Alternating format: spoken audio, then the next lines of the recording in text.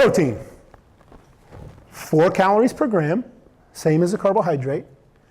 The main building blocks for everything in your body.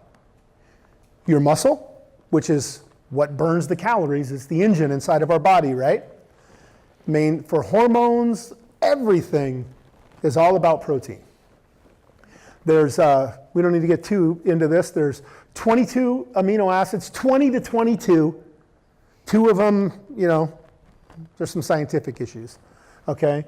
9 of them are essential, okay? Which means that we need them to live.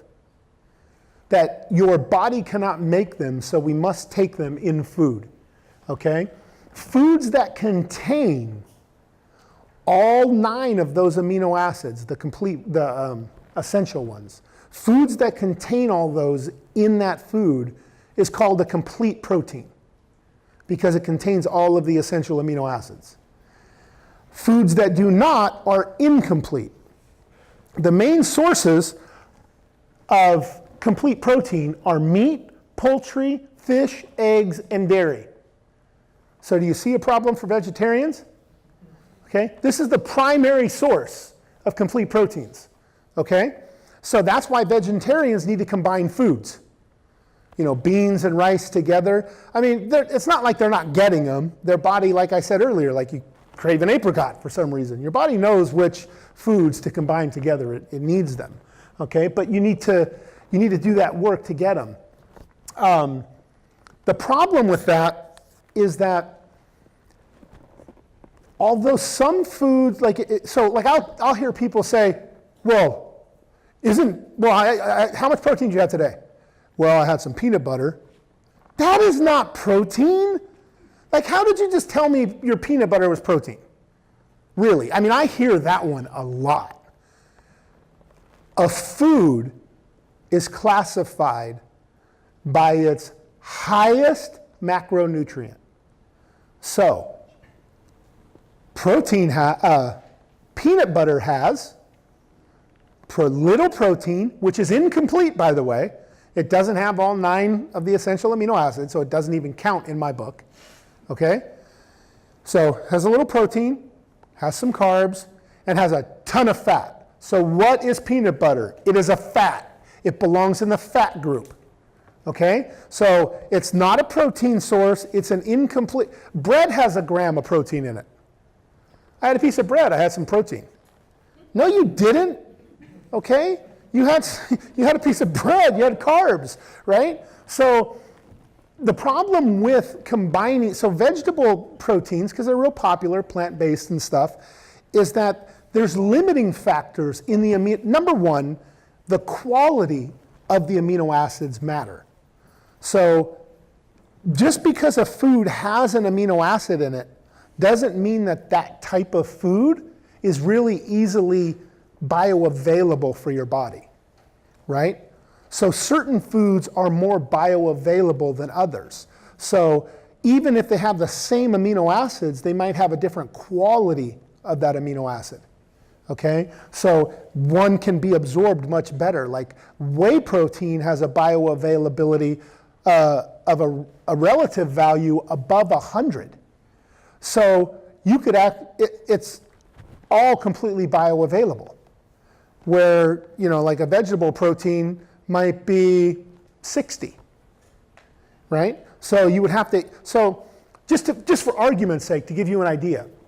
So if protein has 4 calories per gram, right? Let's say you wanted to do, instead of egg whites, which have let's say 4 grams of protein, 4 calories per gram, so they got 16 calories, okay? Perfect protein, okay? So all that protein's perfect, gets digested, you're rocking.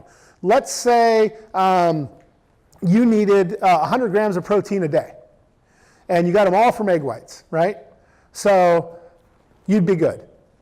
Let's say, calorie-wise, that's 400 calories, okay? 100 grams, 400 calories. Now, you don't like eggs. You're a vegetarian. You decide, I want to eat soy, okay? I'm just making this number up. Let's say that particular soy is 50% bioavailable. You would need to eat twice as much to get the same amount of protein. So you would need to eat 200 grams of that. At 4 calories per gram, that would be 800 calories instead of 400, right? And that still doesn't talk about the actual limiting factors, because I'm going to get into something here just so we can understand, because we have a more broad group of people. Your protein is only as good as your lowest amino acid.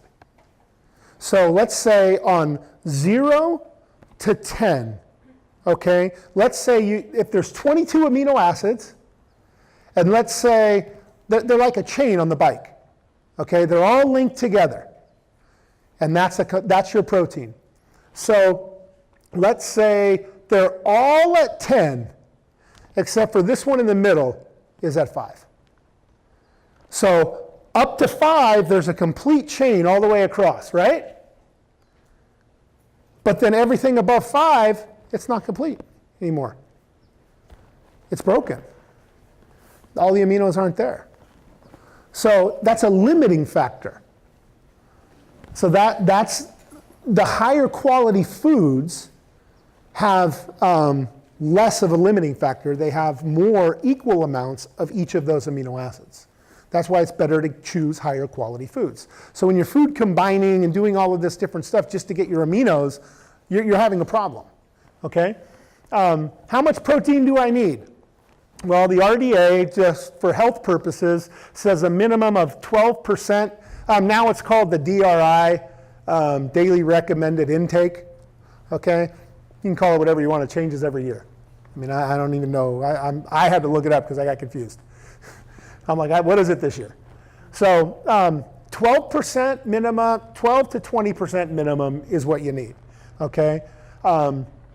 You can substitute up to 1/3 of your total daily calories for meal replacement drinks or bars to get that protein without having a negative effect on your metabolism.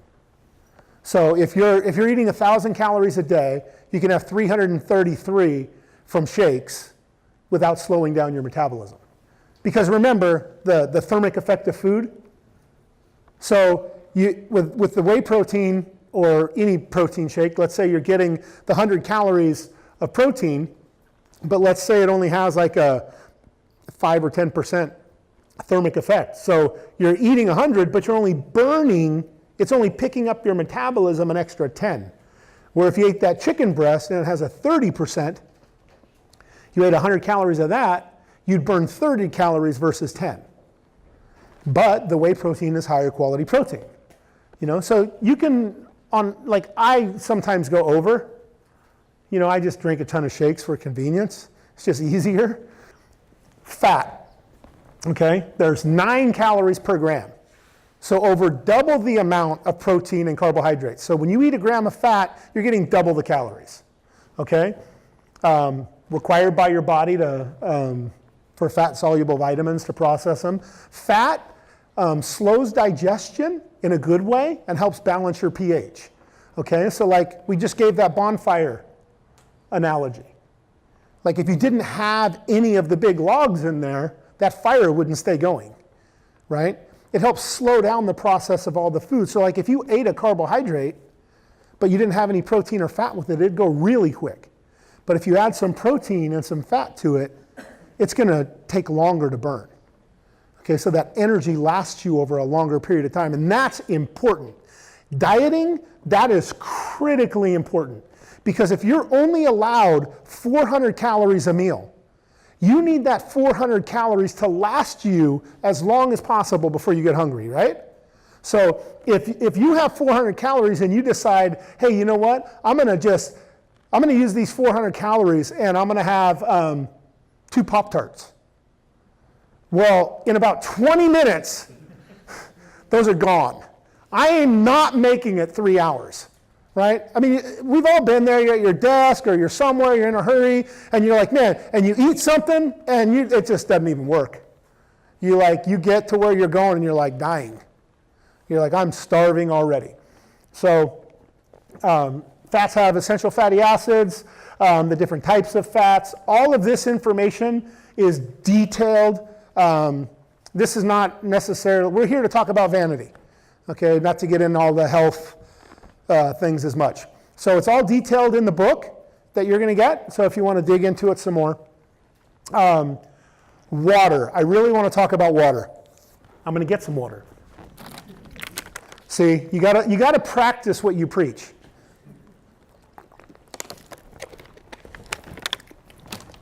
And it's cool to have those reminders. So I recommend carrying a gallon. I mean, it sounds bizarre, but, and then today it's actually not, because people carry water everywhere now. There's the cute little containers. Everybody's got something, you know, you can buy. I mean, you go to Target and they're just like, there's a whole row of like all the different cute water containers you can have. Like 5 years ago, I mean, you'd be lucky if you got some plastic thing you could stick some water in. And everybody thought you were weird for carrying it around, like, you diabetic or something? It's the most abundant nutrient in our body. Like we said, it makes up over 70%. It's essential for life, okay? The main function of water, it regulates your metabolism, gives your body structure and form, and stabilizes your body temperature, okay? It also dramatically helps control your hunger, okay? So if you drink, like a lot of people, a lot of our eating is emotional, right? So when we sit down, we eat more because we can. That's why I weigh my food all the time. I weigh every meal. So I don't put more on my plate and then just say, oh, I'll stop. You know, I put just enough. But if there's more on my plate, if I drank, 8 to 12 ounces of water before that meal, then when I go to eat, I won't eat as much food, right? And it helps control your hunger because it's regulating your metabolism and burning fat throughout the day. And that's critical. If you do not have enough water, you cannot burn enough fat. You cannot. You need water to burn fat, okay? You have to drink enough water. I cannot emphasize this enough. 2 to 3 quarts minimum a day. That's 32 to 96 ounces a day minimum. There's 128 in a gallon. So we're not even at a gallon yet. Plus an additional 8 to 10 ounces for every 10 to 25 pounds above your ideal weight. And most of us are above that. And then depending on your activity level. I do cardio in the morning. And when I get off the treadmill in my house, my shirt is sopping wet. I lose a couple pounds of water on that treadmill. I mean, I'm crushing it because I'm doing intervals and high intensity. I'm actually cold when I get off because it's wet, So I get that off, I got to replenish that. I was driving somewhere the other day and I was just thinking, well, hey, how much water did I have so far? And it was like 10:30 in the morning and I'd already had over a gallon of water. And it was only 10:30. And I'm like, well, this is going to be a long day in the bathroom because I'm just getting started with this water thing, right? That's the diet section, okay? We're going to do a question and answers at the end, okay? So if you have questions regarding that diet, take note of them, write them down so that you don't forget them because we're going to move on to the next section. Like I said, we're going to blow through these. We're going to go through these quick.